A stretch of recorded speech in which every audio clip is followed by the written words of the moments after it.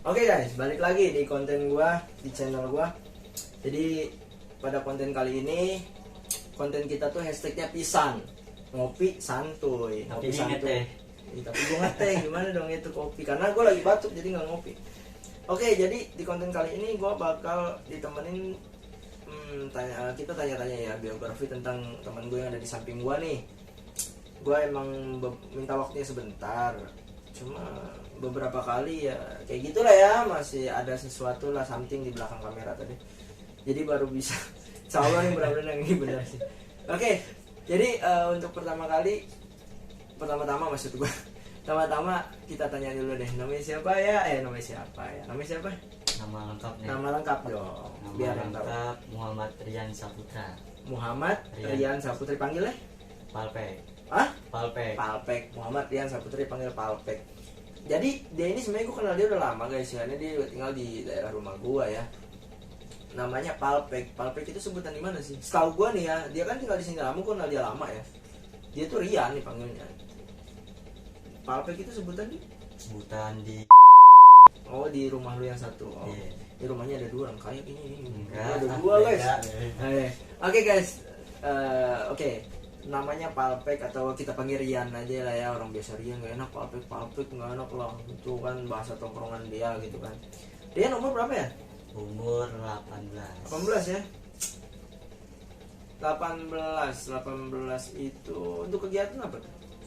Kegiatan lagi nggak kerja sih. Terus juga kegiatan sekarang cuma nongkrong sama kalau lagi mau doang ya. Oke. Ngamen. Yuk. Oke. Disebutnya konser guys ya. Oke, dari nongkrong dulu deh. Gue mau bahas biografi nongkrong dulu guys ya nih buat dia nih.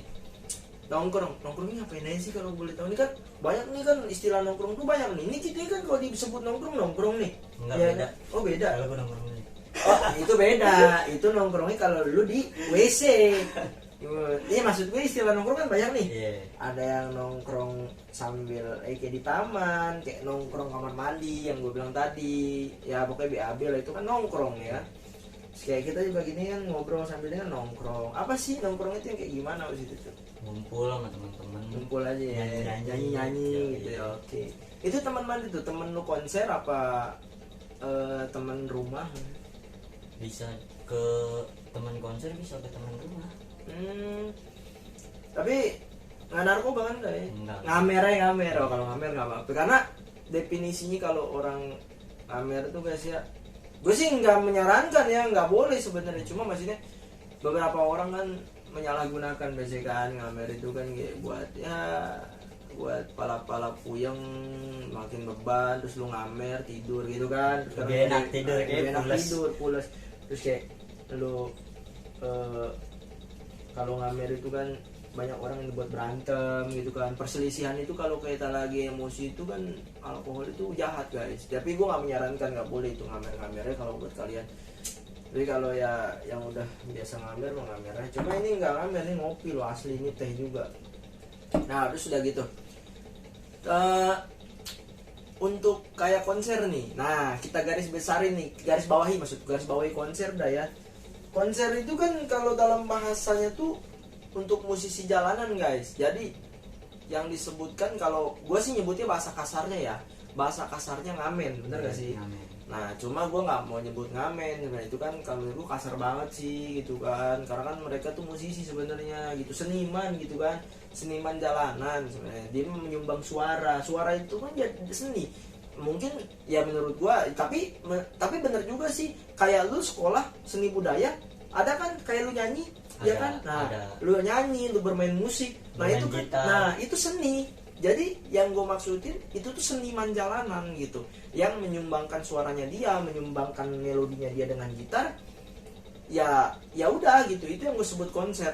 Nah mungkin beberapa dari kalian yang nonton video ini nanti ada yang seprofesi juga, ya mungkin sama kali sebutannya ya. Cuma yang gue sebutnya konser aja ya, soalnya karena yang gue bilang tadi terlalu kasar sih kalau gue bilang kayak ngamen gitu ya. Nah makanya, nah kita bahas konser. Nah lu konser dari jam berapa ke jam berapa ya? Dari jam 12 ke 12 siang ya. Dari jam 12 siang ke 6 sore kalau nggak jam 8. 12 siang 6 sore ke jam 8 malam. Itu udah total istirahat ya? Udah. tapi kadang nongkrong juga ya. Kalau nongkrong mah ya namanya orang, kadang orang pulang kerja aja kan ya masih ada yang nongkrong itu kan, karena kan orang pengen kayak melegakan pikiran, rasa lelah, rasa capek gitu kan ya, nggak langsung tidur gitu kan, nongkrong dulu, tawa-tawa dulu. Nah oke. Terus kalau lu udah berapa lama sih menekuni dunia gitu di musisi, jadi musisi jalan tuh udah berapa lama? Jadi waktu itu pas gue kecil kayak pernah, tapi pas ke depannya stop dulu tuh. Nah sekarang ini kan lagi nganggur, jadi kalau ada waktu ya ngamen. Cuma kayak jadi mengisi waktu luang, waktu kosong lah ya. Berapa lama ini paling ya 2 tahunan. 2 tahun ya. Terus nah gue mau tanya dong, kan di sistemnya konser itu kan gue suka lihat tuh di jalanan tuh ada yang sama ceweknya berdua, bertiga, sampai berempat. Itu kan lu tahu mungkin ya, namanya lu juga musisi jalanan ya. Gimana sih sistem bagi hasil atau gimana sih? Sistem bagi hasil bagi 2 lah. Kalau berempat bagi 4, kalau bertiga bagi 3. Nah, menurut lu apa nggak berkurang pendapatan yang lu dapat? Emang berkurang. Tadi kan jadi kan nama temen, hitungannya juga solidaritas juga. Wah, ini guys, kita garis bawahi lagi nih solidaritas nih. Ingat guys, yang gue dapat dari info manapun, solidaritas dari musisi jalanan, anak pang segala macam, mereka lebih besar. Mereka solidaritas mereka tuh lebih tinggi. Karena dulu ada juga tuh yang beberapa gue lihat di Instagram ya, terutama di Instagram ada tuh gue lihat anak pang bantuin mama nyebrang, anak pang ngebantuin orang yang kena banjir, motornya mogok, ataupun sesama sama musisi jalanan, sama anak pang juga kan ya, saling rangkul lah ya, saling rangkul. Nah itu solidaritas guys. Makanya solidaritas itu perlu digedein lah ya. Maksudnya gini loh, beda halnya kayak, bukan gua mau merendahkan atau pihak-pihak lain ya, tapi beberapa orang yang tinggalnya di rumah-rumah gitu kan, masih di rumah tuh yang kayak rumah-rumah gedung, perumahan besar gitu kan, orang-orang elit, mereka bukan gak ada solidaritas, mereka punya solidaritas. Ntar kalau gue bilang gak ada solidaritas, lu komen, bang tapi kalau gue tinggal di perumahan bang, tapi kalau tetangga gue meninggal gue datang. Lah itu mah emang udah kewajiban sesama manusia. Ya kali lu meninggal lu nggak mau nyelawat, terus kalau lu meninggal lu mau jalan sendiri ke kuburan kan nggak mungkin. Lu harus butuh tetangga, butuh kanan kiri lu gitu kan, rumah-rumah lu gitu kan. Nah maksudnya solidaritas di sini tuh kayak sosialisasinya ya lebih besar. Maksudnya kayak di perumahan elit itu kan kayak anak aja ngerem di rumah gitu kan, jarang banget kayak solidaritas itu terlihat lah ya. Ya dari situlah guys, makanya solidaritas ditingkatkan. Oke, kita lanjut. Masih sekolah ya? Udah enggak ya? Dari SMP kelas 1. SMP kelas 1. SMP kelas 1 udah terjun di dunia gitu jadinya. Iya. Oh, SMP kelas 1. Jadi gini, apa sih yang buat lu tuh enggak melanjutkan pendidikan lu lah ya? Itu masalah keluarga broken ya. Broken home. Oke, kita garis bawahi kata broken home guys ya. Jadi Rian ini korban broken home guys. Nah maka dari itu untuk para kalian nih yang juga korban broken home ataupun yang lagi mengalami broken home, mentalitas sih ya, mental ya, kuatin ya, bener gak sih? Benar. Mental ya, pastinya harus kuat itu, harus kuat kalau ya. punya adik ya. Soalnya gini juga, dan gue juga menghimbau sih, bukan cuma buat para korban juga, gue menghimbau juga buat para orang tua. Jadi kalau kalian punya perselisihan dalam rumah tangga, itu sebisa mungkin ya diselesaikan secara baik-baik gitu kan, secara di belakang layar lah, jangan sampai anak tahu gitu, apalagi sampai berkoar-koar. Menurut itu apalagi anak kalian ini masih SMP gitu kan, umuran belasan tahun, karena masih labil gitu. Jadi kecuali anak kalian udah umur 30, 25 itu masih bisa dipisahin lah ya, karena udah dewasa kan. Tapi kalau masih kecil gitu kan cuma bisa melongo doang. Soalnya gini guys, kalau contoh nih misalnya gue bokap nyokap emak bapak gue lah ya, emak bapak aja lah, bokap nyokap bonyok makan pete tiap hari bonyok, emak bapak gue misalkan ribut, gue masih SMP seandainya nih, gue ngeliatin aja sama bapak gue ribut gitu kan, bengong, itu bukan jadi tontonan guys, itu seakan-akan bukan kayak film sinetron, film action, bukan kita nggak mau buat melerai, kita mau buat melerai mereka, tapi apa dayanya kita yang masih umur belasan tahun, paling kata orang tua anak kemarin tahu apa, gituin kan, ya kan, kadang gue aja yang udah umur, ya yang udah umur 20 ke atas ya kadang masih dibilang gitu kan, lu tahu apa sih kadang gitu kan. Nah, tapi konteksnya gini, dia bukan ngeliatin guys, itu tuh maksud dia berpikir kenapa sih keluarga gue kayak gini gitu kan, kenapa sih gue tuh makin gak betah atau nggak kayak gini, gue tuh pengen keluarga kayak orang harmonis gitu kan, anaknya dibimbing segala macem. Jadi menurut gue hati-hatilah buat himbauan buat para orang tua, apalagi yang anaknya masih kecil-kecil, buat kayak sebisa mungkin serapat mungkin itu kalau kayak ada perselisihan itu diselesaikan baik-baik. Kalau bisa jangan sampai cerai. Kalau bisa jangan sampai ada efek samping juga. gitu. Wah, efek samping. Karena mental orang beda-beda ya, benar nggak sih? Soalnya ada satu contoh lagi, temen gue cewek gue nggak bisa sebutin namanya, itu korban, bener-bener korban, dan sampai sekarang dia masih hidup orangnya, belum nggak apa-apa, masih hidup. Jadi dia korban broken yang tadinya pakai hijab, mungkin karena mentalnya ya gimana ya mentalnya, terus akhirnya gara-gara broken orang tuanya pisah, pikiran kacau, akhirnya larinya ke pergaulan bebas, akhirnya dia buka kerudung, dia ngerokok, dia minum, aduh udah kacau udah. Makanya tuh waduh hati-hati dah, apalagi perempuan ya nggak sih. Kalau menurut gue gini loh, bukan berarti yang perempuan itu lemah, enggak, gue nggak bilang gitu mas, tapi maksudnya gini loh, mentalitas laki dan perempuan itu jadi gini, sekuat-kuatnya perempuan dia mau pemain tinju, pemain smackdown, tetap dia perempuan, berarti gak sih lu? Mau dia apa kalau kata bahasa orangnya, bahasa orang sekarang yang rambut pendek-pendek kayak kakak gue itu buci ya, bukan buci gitu. Kalau bahasa dulu tomboy, nah tomboy tetap dia perempuan, jadi walaupun fisiknya kayak laki, tapi hati yang perasaan itu tetap perempuan.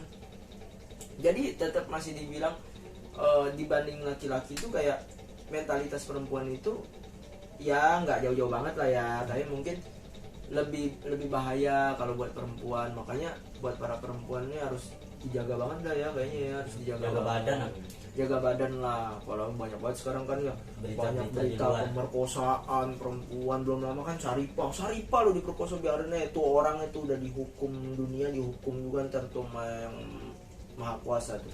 Nah terus juga beberapa pemerkosaan satu perempuan sama berapa laki-laki gitu kan, itu juga ngeri gitu loh. Kalian coba jadiin itu tuh pelajaran gitu loh, jadiin itu pelajaran edukasi buat kalian gitu loh. Jangan kayak udah ada berita itu malah makin lagi kalian buka belahan kayak gitu loh. Jadi kan iya di TikTok itu loh, bukan berarti kan TikTok bagus, TikTok itu untuk berkarya gitu, tapi maksudnya karyanya tuh yang baik gitu.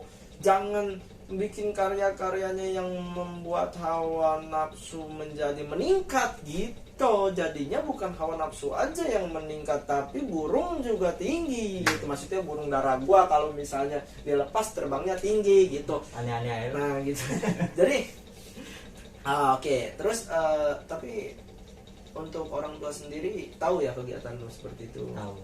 Ya udah. Jadi gini guys, kesimpulan dari apa yang gua obrolin di Pisan ini, ngopi santuy bareng Rian. Apapun profesinya kita nggak boleh merendahkan. Yang kedua, karena banyak juga orang yang nggak ngasih musisi jalanan, nggak mau yang ngasih tapi dia ngegerutu gitu, ngedumel udah ngasih gope ngegerutu gitu. Gak boleh kayak gitu, ngasih itu ikhlas karena dia juga mengeluarkan suara, bermain gitar ikhlas tanpa disuruh-suruh. Tapi nggak apa-apa walaupun nggak ikhlas kan nanti tetap dibalas. Iya sih, bener sih. Tapi maksud gue sebisa mungkin nggak boleh. Kalau emang nggak mau ngasih, maaf. Karena ingat, sebagian rezeki kalian adalah rezeki orang lain. Jadi kalau emang nggak mau ngasih, minta maaf. Kalau emang ada rezeki sedikit ya kasih. Karena mereka juga cari rezeki, cari makan buat perut, ya kan. Kalau yang udah berkeluarga buat keluarganya kan gitu. Nah, Jadi untuk yang pertama kan tadi udah, kita nggak boleh merendahkan profesi orang lain. Yang kedua, untuk korban broken home yang sabar. Ya pokoknya ya gitu doang kan. Lo Yang harus sabar, kuat. harus kuat, mentalitas, banyak berdoa. Udah gitu aja deh ya kan. Ya, apalagi anak pertama harus Nah, kuat, terus harus punya kuat. adik-adik. Nah gitu, harus bisa menguatkan adik-adiknya lagi ya. Iya. Pokoknya harus bisa menguatkan adik-adiknya lagi gitu loh. Pokoknya mentalitasnya harus kuat, jangan mudah terpengaruh dengan apapun yang menjurus ke hal-hal yang negatif ya nggak sih, terutama buat perempuan. Yang kedua, yang ketiga, ya kalau emang udah menjadi korban ya berkarya, jalan satu-satunya. Karena waktu yang udah lewat kan nggak mungkin kembali lagi. Contoh, lu udah nggak sekolah misalnya, lu nggak mungkin balik lagi pengen ke sekolah dong, Iya. walaupun dalam pikiran lu pengen sekolah gitu kan ya. Nah, teruslah berkarya, berprestasi dalam bidang apapun tapi yang positif. Oke.